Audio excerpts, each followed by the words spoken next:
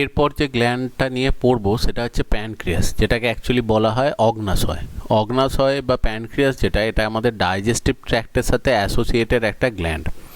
এবার প্যানক্রিয়াস যেটা থাকে সেটা অ্যাকচুয়ালি স্মল ইন্টেস্টাইন বা যেটাকে অ্যাকচুয়ালি বলা হয় ক্ষুদ্রান্ত, সেই ক্ষুদ্রান্ত বা স্মল ইন্টেস্টাইনের ফার্স্ট পার্ট যেটাকে অ্যাকচুয়ালি ডুওডিনাম বলা হয়, সেই ডুওডিনামের অ্যাকচুয়ালি এটা মানে অ্যাকচুয়ালি অ্যাসোসিয়েটেড থাকে বা এটা ওর সাথে অ্যাটাচ থাকে। তো স্মল ইন্টেস্টাইন যেটা করে সেটা হচ্ছে কার্বোহাইড্রেট, প্রোটিন এবং ফ্যাট খাবার যেগুলো থাকে সেগুলোর স্মল ইন্টেস্টাইনের ফার্স্ট পার্টেতে ডিওডিনামেতে সেটা অ্যাকচুয়ালি ডাইজেস্ট হয়। আর স্মল ইন্টেস্টাইনের পরের যে পার্টটা থাকে সেটা হচ্ছে ইলিয়াম আর জেজুনাম।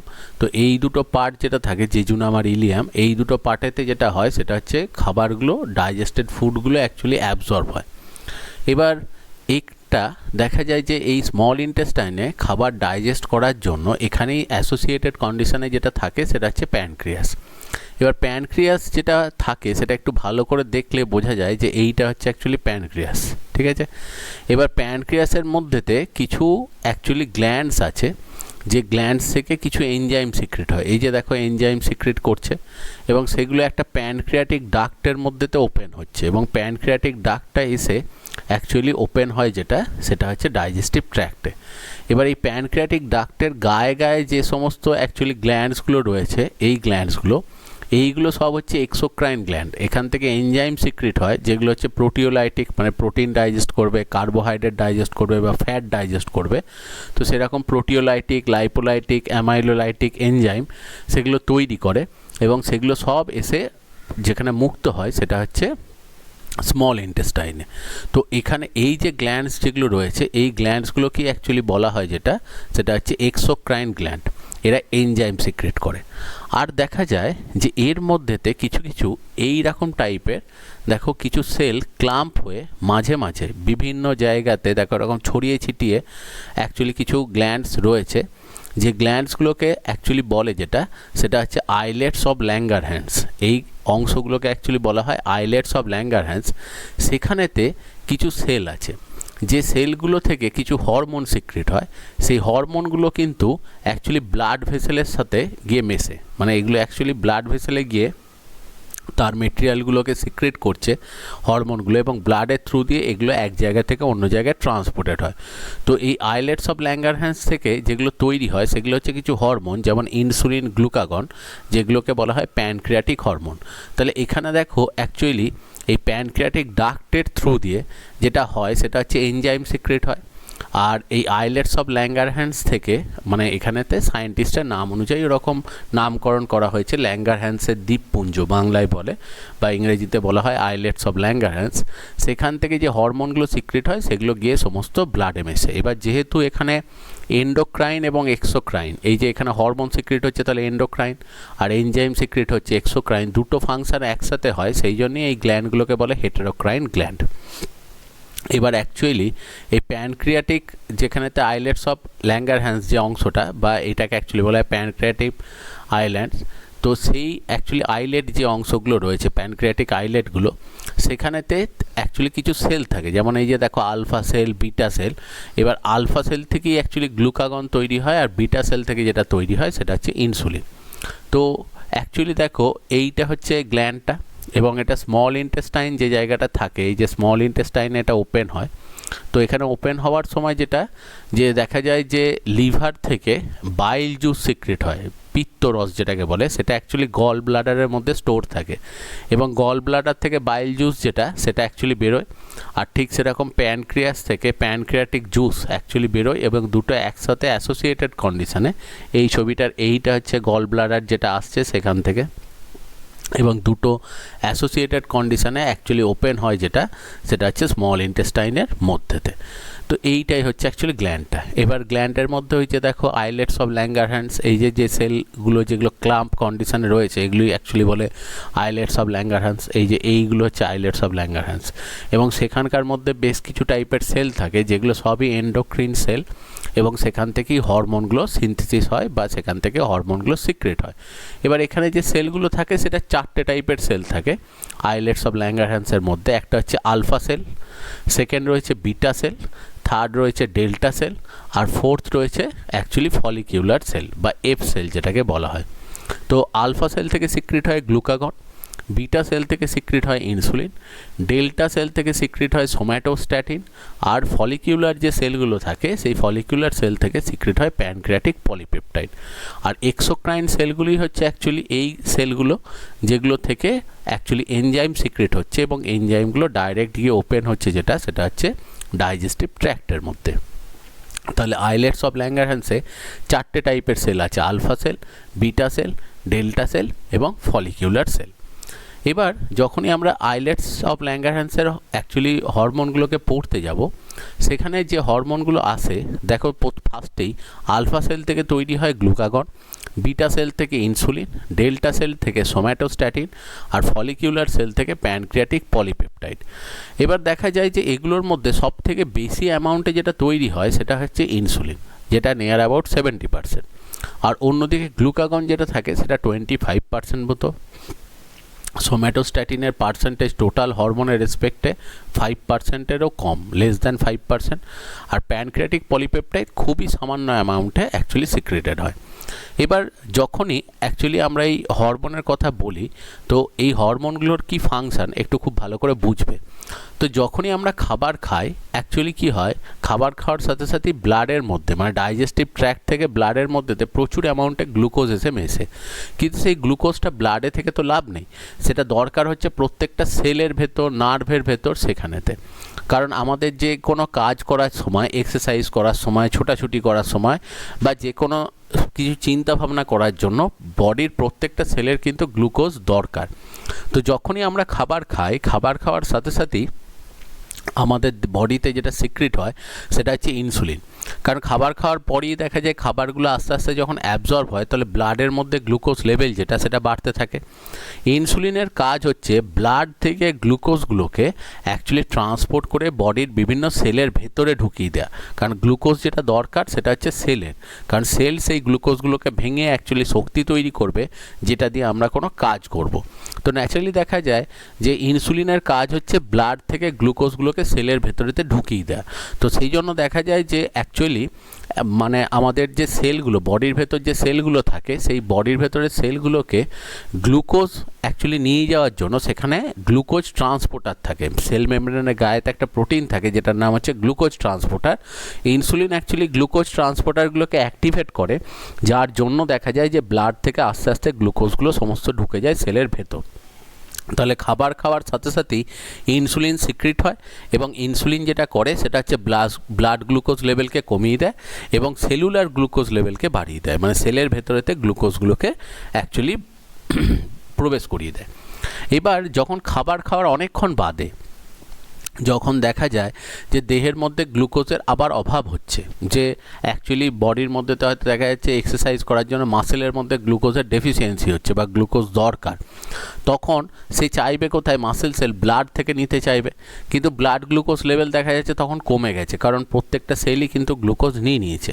তো তখন দেখা যায় যে দেহের মধ্যে অ্যাকচুয়ালি লিভার যেটা থাকে, যকৃৎ যেটাকে আমরা বলি, তারা কিছু গ্লুকোজ স্টোর করে রাখে। তো যখনই দেখা যায় যে অ্যাকচুয়ালি বডির কোনো সেলেতে গ্লুকোজের রিকোয়ারমেন্ট রয়েছে, তখন দেহের মধ্যে সিক্রিট হতে শুরু হয় সেটা হচ্ছে গ্লুকাগন। এবং গ্লুকাগন যেটা করে সেটা হচ্ছে যে অ্যাকচুয়ালি যে সেলগুলোর মধ্যে গ্লুকোজ স্টোর হয়ে রয়েছে সেই সেলগুলো থেকে গ্লুকোজগুলোকে বার করে সেটাকে আবার ব্লাডের মধ্যে মিশিয়ে দেয়, যাতে ব্লাড গ্লুকোজ লেভেলটা বাড়ে এবং যে সেলের অ্যাকচুয়ালি গ্লুকোজ রিকোয়ারমেন্ট রয়েছে তারা যাতে ব্লাড থেকে ওই গ্লুকোজটা পেয়ে যায়। তাহলে দেখো ইনসুলিনের যা ফাংশান, গ্লুকাগনের ফাংশান হচ্ছে পুরো উল্টো। সেই জন্য এই দুটো হরমোনকে অ্যাকচুয়ালি বলা হয় সেটা হচ্ছে অ্যান্টাগনিস্টিক হরমোন। কারণ ইনসুলিন খাবার খাওয়ার সঙ্গে সঙ্গে সিক্রেট হয়, গ্লুকাগন খাবার খাওয়ার অনেক পরে সিক্রেট হয়। ইনসুলিন অ্যাকচুয়ালি গ্লুকোজকে ব্লাড থেকে সেলের ভেতর ঢোকায়, আর গ্লুকাগন সেটা সেল থেকে ব্লাডের মধ্যে গ্লুকোজটাকে বার করছে। তাহলে যেহেতু দুজনকার ফাংশনটা পুরোপুরি বিপরীত, সেই জন্যই এদের দুজনকে বলা হয় পরস্পরের অ্যান্টাগনিস্টিক হরমোন। এবার অনেকের ক্ষেত্রে দেখা যায় যে ইনসুলিন প্রোডাকশান রেটটা তার দেহেতে কমে যায়, তার জন্যই দেখবে তার ব্লাড সুগার হয়, মানে তার খাবার খাওয়ার পর তার বডির মধ্যে গ্লুকোজ অ্যাকচুয়ালি ঢুকছে ব্লাডের মধ্যেতে গ্লুকোজ প্রচুর রয়েছে, কিন্তু ইনসুলিন সাফিসিয়েন্ট তৈরি হচ্ছে না বলে অ্যাকচুয়ালি সেলের ভেতরে ওই গ্লুকোজগুলো ঢুকছে না, তাহলে ব্লাডের মধ্যেই গ্লুকোজটা থেকে যাচ্ছে। তাহলে ব্লাডের ভেতরে গ্লুকোজ থেকে তো লাভ নেই, কারণ সেটা তো সেলের প্রয়োজন, কিন্তু ইনসুলিনের অভাবে সেটা সেলের মধ্যে ঢুকছে না, তার জন্য সেলগুলো আস্তে আস্তে নষ্ট হয়ে যাচ্ছে। এবং যাদের এনার্জি রিকোয়ারমেন্ট খুব বেশি, যেমন নার্ভাস সিস্টেম, তো দেখা যায় যাদেরই ব্লাড সুগার হয় তাদের নার্ভাস সিস্টেম খুব তাড়াতাড়ি এফেক্টেড হয়ে যায়। তো সেই কারণে তাদের তখন যেটা করতে হয় সেটা হচ্ছে ইনসুলিন ইঞ্জেকশান নিতে হয়। ইনসুলিন ইঞ্জেকশানের যেটা নিয়ম, যদি এটা অ্যাকচুয়ালি দেখো গ্লুকাগনের ইঞ্জেকশানের ছবি দেখানো হচ্ছে, দরকার হলে কারো ক্ষেত্রে গ্লুকাগনও তাকে নিতে হতে পারে। তো জেনারেলি যেটা নেওয়া হয় সেটা হচ্ছে ইনসুলিন ইঞ্জেকশান। ইনসুলিন ইঞ্জেকশান যেটা করা হয় সেটা হচ্ছে খাবার খাওয়ার পরেই স্মল ইন্টেস্টাইনের কাছে, অর্থাৎ পেটের যে পেটের কাছেতে অ্যাকচুয়ালি ইঞ্জেকশানটা চামড়ার নিচেতে একটুখানি করে ইনসুলিন ইঞ্জেকশান তার বডির মধ্যেতে ইনজেক্ট করতে হয়। এবং যখনই খাবার খাবে, যতবারই খাবার খাবে, তাকে ওই বাইরে থেকে ইনসুলিন ইঞ্জেকশানটা কিন্তু অ্যাপ্লাই করতে হয়। এবার তার জন্য আলাদা ওষুধও আছে, কিন্তু ইনসুলিন যে ইঞ্জেকশানটা সেটা কিন্তু মোর এফেক্টিভ, সেটা অনেক বেটার। তো এইটা হচ্ছে অ্যাকচুয়ালি ইনসুলিন হরমোন, যার কাজ হচ্ছে ব্লাড গ্লুকোজ লেভেলকে কমানো। এটা ছাড়াও দেখো ডেল্টা সেল থেকে তৈরি হয় সোম্যাটোস্ট্যাটিন। দেখবে সোম্যাটোস্ট্যাটিন অ্যাকচুয়ালি কী করে, বডির অ্যাবনর্মাল গ্রোথকে কমায়। কারণ ইনসুলিন অ্যাকচুয়ালি দেখো খাবার সাপ্লাই যখনই করছে তাহলে সেলের অ্যাক্টিভিটি খুব বেড়ে যায়। তাহলে দেখবে যে সোম্যাটোস্ট্যাটিন মেনলি কাজ করে যেটা, সেটা হচ্ছে গ্রোথ হরমোনের অ্যান্টাগনিস্টিক হরমোন। গ্রোথ হরমোন কী করে, জীবদেহের আকার বৃদ্ধি ঘটায়, কিন্তু অ্যাবনর্মাল যদি গ্রোথ হয় তাহলে সেটা আবার দেখা যায় বিভিন্ন রকম রোগ সৃষ্টি করে দেয়। তাই অ্যাবনর্মাল গ্রোথকে আটকানোর জন্য যে হরমোনটা সিক্রেটেড হয় সেটা হচ্ছে সোম্যাটোস্ট্যাটিন, যেটা অ্যাকচুয়ালি বডির অ্যাবনর্মাল গ্রোথকে সবসময় আটকায়। আর অন্যদিকে দেখা যায় যে এখান থেকে ফলিকিউলার যে সেল থাকে সেখান থেকে খুব কম অ্যামাউন্টে একটা হরমোন সিক্রেট হয়, যেটার নাম হচ্ছে প্যানক্রিয়াটিক পলিপেপটাইড। এই হরমোনটা একটা লোকাল হরমোন, এটা প্যানক্রিয়াসেই তৈরি হয়, অগ্নাশয়েই তৈরি হয় এবং অগ্নাশয়েই কাজ করে, সেই জন্য এটাকে অ্যাকচুয়ালি বলা হয় লোকাল হরমোন। এবং প্যানক্রিয়াটিক পলিপেপটাইড যে কাজটা করে, দেখো প্যানক্রিয়াস থেকে প্রচুর অ্যাকচুয়ালি এনজাইম সিক্রেট হয় এবং প্রচুর সেখানে হরমোনও সিক্রেট হয়। যেহেতু এরা দেখো হেটেরোক্রাইন গ্ল্যান্ড, দুরকম জিনিসই এখান থেকে সিক্রেট হচ্ছে, সেই জন্য এই গ্ল্যান্ডের নিজস্ব একটা রেগুলেশন খুব দরকার, যে যাতে সমানভাবে সব হরমোনগুলো যখন যেটা দরকার বা এনজাইমগুলো যখন যেটা দরকার সেটা যাতে প্রডিউস হতে পারে এবং সেখানকার মধ্যে প্রত্যেকটা সেল সমানভাবে খাবার পায়, অক্সিজেন পায়, সেগুলোকে দেখারও কিন্তু একটা ব্যাপার থেকে যায়। তো প্যানক্রিয়াটিক পলিপেপটাইড অ্যাকচুয়ালি কী হয়, প্যানক্রিয়াসেই তৈরি হয় এবং প্যানক্রিয়াসের যে ফাংশান, সেই ফাংশানগুলোকে রেগুলেট করার জন্য এটা কাজ করে। তো সেই জন্যই অ্যাকচুয়ালি ফলিকিউলার সেল থেকে যেটা বেরোয় সেটা হচ্ছে প্যানক্রিয়াটিক পলিপেপটাইড। এটা ছাড়াও দেখো আরও একটা গ্ল্যান্ড যেটা রয়েছে সেটা হচ্ছে থাইমাস গ্ল্যান্ড, যেটা আমাদের অ্যাকচুয়ালি ট্রাকিয়া বা শ্বাসনালীটা এসে যেখানে ব্রাঞ্চ করে যাচ্ছে দুদিকে। তো এই যে ব্রাঞ্চ যেগুলো রয়েছে, এই ব্রাঞ্চগুলোকে অ্যাকচুয়ালি বলে যেটা ব্রঙ্কাস, এর ঠিক কানেকশানেতে এই গ্ল্যান্ডটা থাকে। এই গ্ল্যান্ডটার অ্যাকচুয়ালি নাম হচ্ছে যেটা, সেটা হচ্ছে থাইমাস গ্ল্যান্ড। এই থাইমাস গ্ল্যান্ড কী করে, এরা থাইমোসিন বলে একটা হরমোন সিক্রেট করে, যে থাইমোসিন হরমোন আমাদের বডির মধ্যে ডাব্লিউবিসি, যারা ইমিউনিটি প্রোভাইড করে, যে বাইরে থেকে যখন কোনো রোগ জীবাণু প্রবেশ করে সেই রোগ জীবাণুর এগেনস্টে তারা অ্যাকচুয়ালি বডিকে প্রিভেন্ট করে। তো সেই ডাব্লিউবিসিকে অ্যাক্টিভেট করার জন্য এই এনজাইমটা কাজে লাগে। তো এটা অ্যাকচুয়ালি থাকছে যেটা, সেটা হচ্ছে থাইমাস গ্ল্যান্ড, এবং থাইমাস গ্ল্যান্ড থেকে যে হরমোনটা সিনথেসিস হয় তার নাম হচ্ছে থাইমোসিন হরমোন, সেটাই অ্যাকচুয়ালি ডাব্লিউবিসিকে অ্যাক্টিভেট করতে কাজে লাগে। এবার এই যে থাইমোসিন হরমোন, এটা কিন্তু দেহের মধ্যে প্রথম দিকে দেখা যায় যে এই থাইমাস গ্ল্যান্ড যেটা, এটা একটা টেম্পোরারি গ্ল্যান্ড, এটা ছোটোবেলা থেকে আমাদের দেহেতে থাকে, কিন্তু 18 বছরের পর থেকে এটা আস্তে আস্তে নষ্ট হয়। মোটামুটি দেখা যায় 25 বছরের মধ্যে এটা টোটালি ডিস্ট্রয় হয়ে যায়। তো স্বাভাবিকভাবে মনে হবে যে তাহলে 25 বছরের পর কি আমাদের ইমিউনিটি দরকার পড়ে না?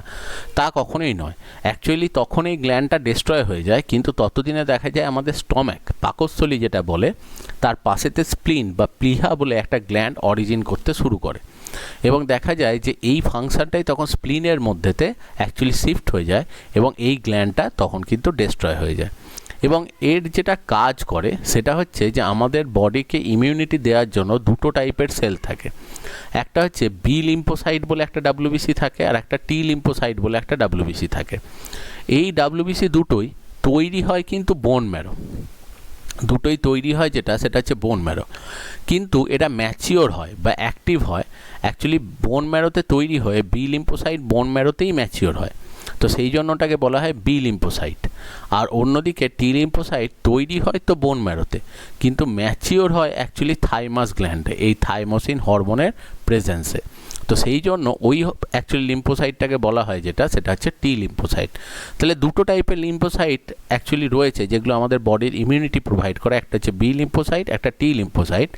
যেখানে ম্যাচিউরিটি হচ্ছে তার উপর ডিপেন্ড করে এই নামটা বি লিম্ফোসাইট বা টি লিম্ফোসাইট বলা হয়। কিন্তু এখানে একটা জিনিস খুব গুরুত্বপূর্ণ, সেটা হচ্ছে জাস্ট নামটা, কিন্তু এখানে এই যে বি লিম্ফোসাইট কথাটা কিন্তু ঠিক বোনস থেকে আসা নয়।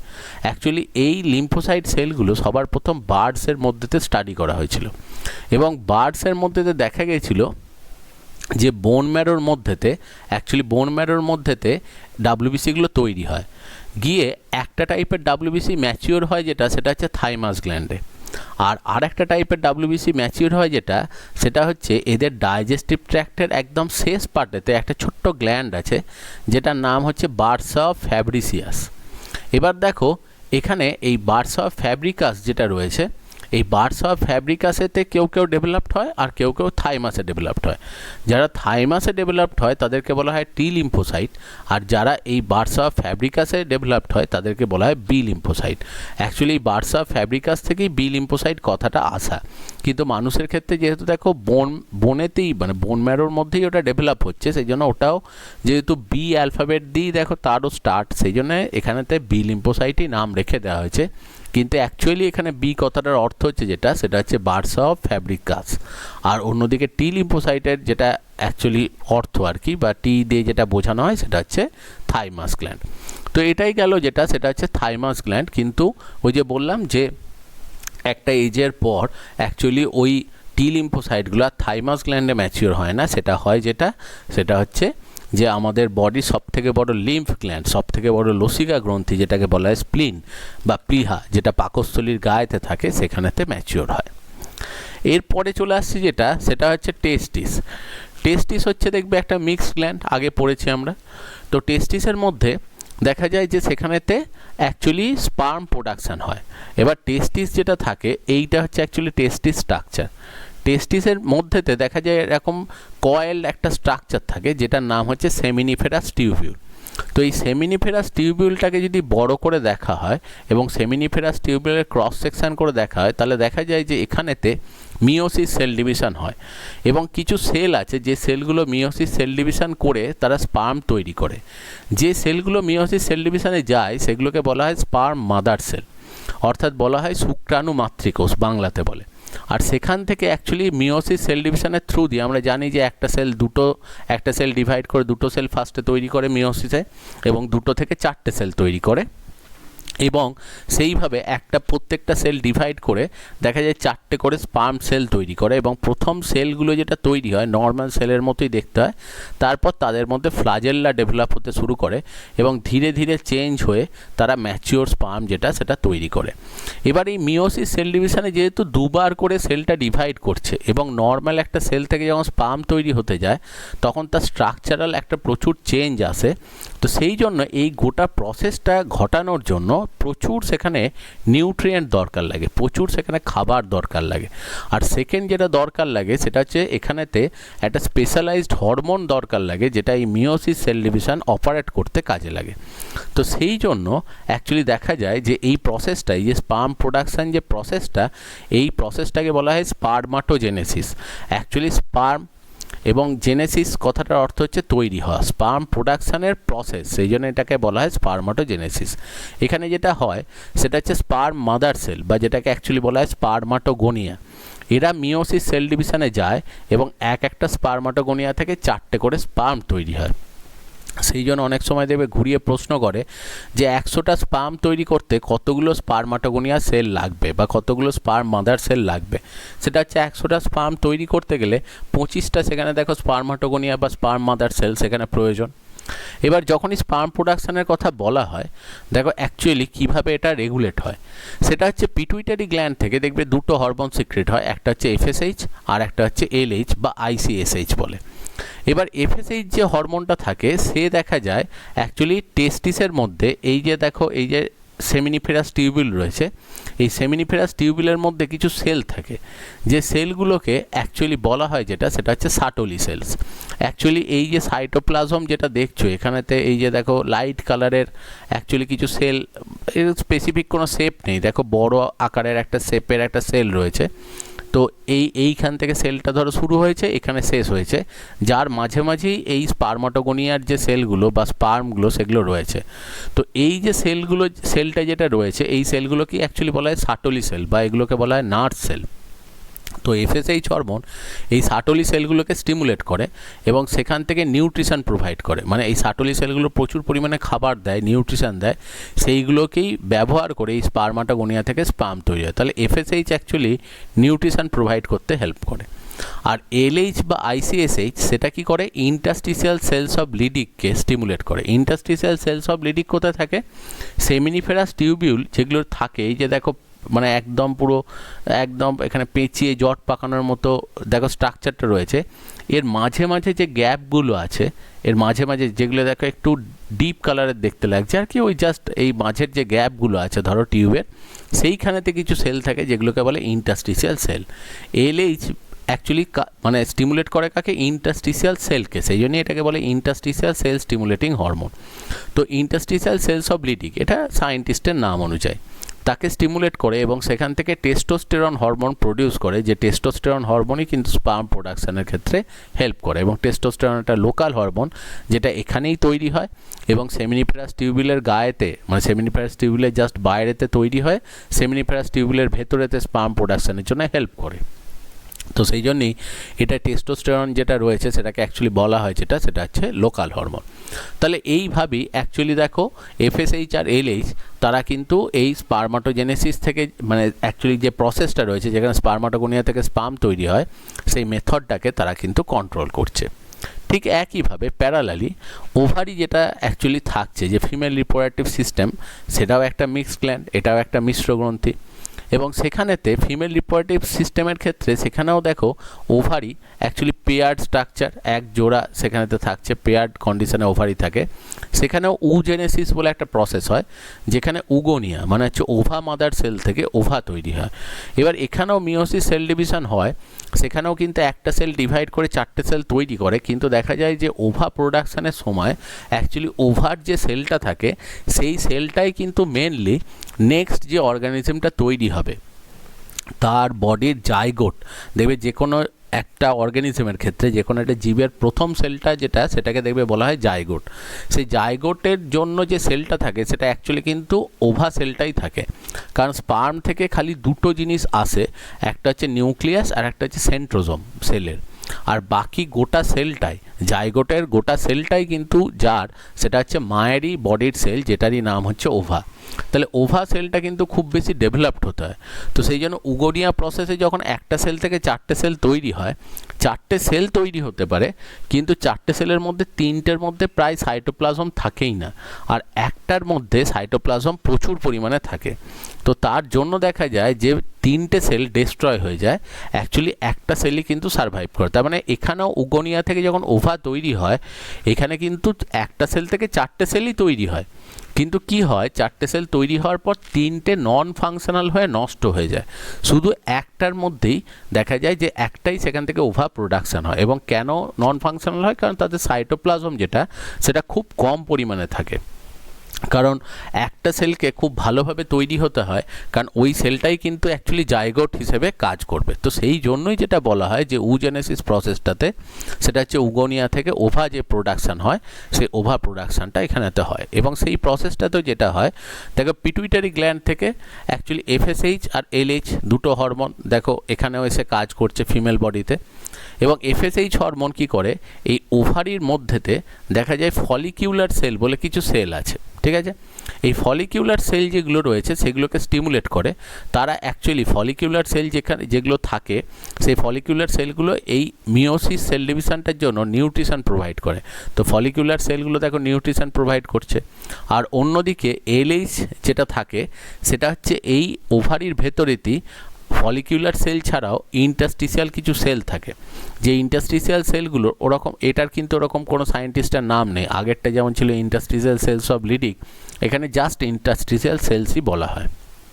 তো তাদেরকে স্টিমুলেট করে এবং ইন্টারস্টিশিয়াল সেল যেটা করে সেটা হচ্ছে ইস্ট্রোজেন সিক্রেট করে এবং এই ইস্ট্রোজেন অ্যাকচুয়ালি ওভা প্রোডাকশানের জন্য হেল্প করে। অর্থাৎ এখানে এই নিউট্রিশন আর ইস্ট্রোজেন পেয়ে অ্যাকচুয়ালি উজেনেসিস যে প্রসেসটা, অর্থাৎ উগোনিয়া থেকে ওভা প্রোডাকশান যে প্রসেসটা, ওভা মাদার সেল থেকে ওভা তৈরি হওয়ার যে প্রসেসটা সেটা অপারেট হয়। এবং এখানে দেখো, এখানেও ওই একই রকম একটা কোশ্চেন করা হয় যে 100টা ওভা তৈরি করতে গেলে কতগুলো উগোনিয়া বা কতগুলো ওভা মাদার সেল দরকার লাগবে।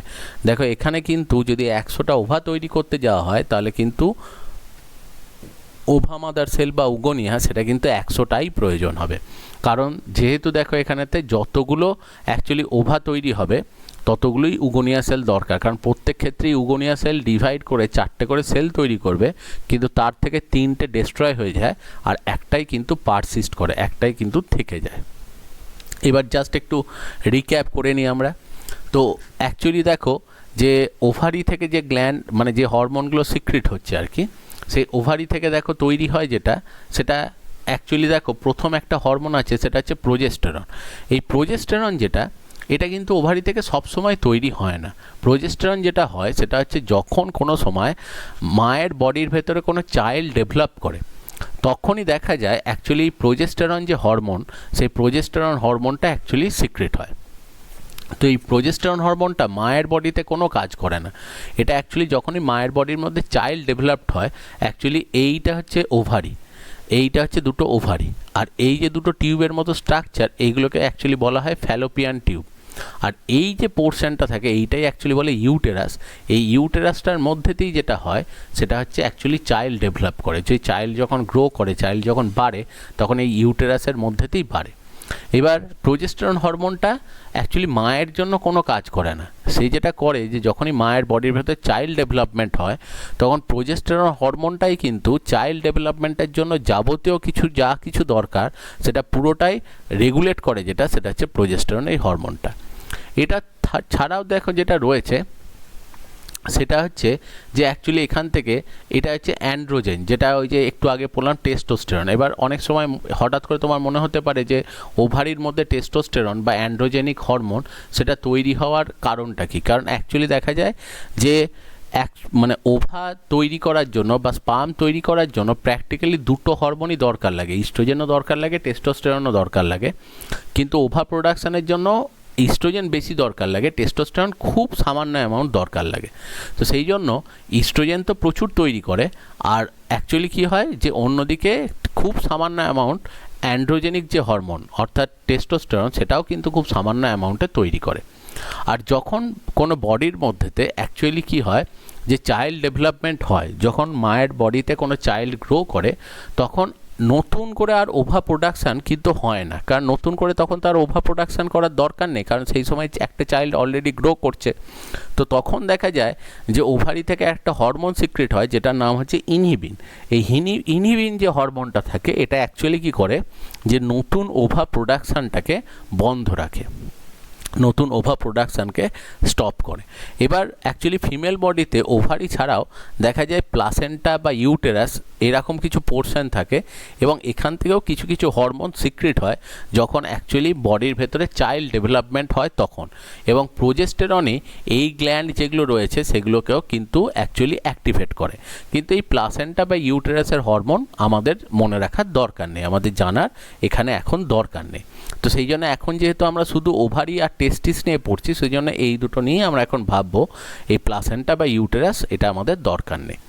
এবার দেখো ওভারির মধ্যে তাহলে এই হরমোনগুলো তৈরি হচ্ছে, ঠিক সেরকমই দেখা যায় টেস্টিসের মধ্যেতেও দেখা যায় যে অ্যান্ড্রোজেন মানে টেস্টোস্টেরন হরমোন, ইস্ট্রাডায়ল মানে হচ্ছে এটা ইস্ট্রোজেনেরই একটা ফর্ম, যেমন এটা টেস্টোস্টেরনের একটা ফর্ম।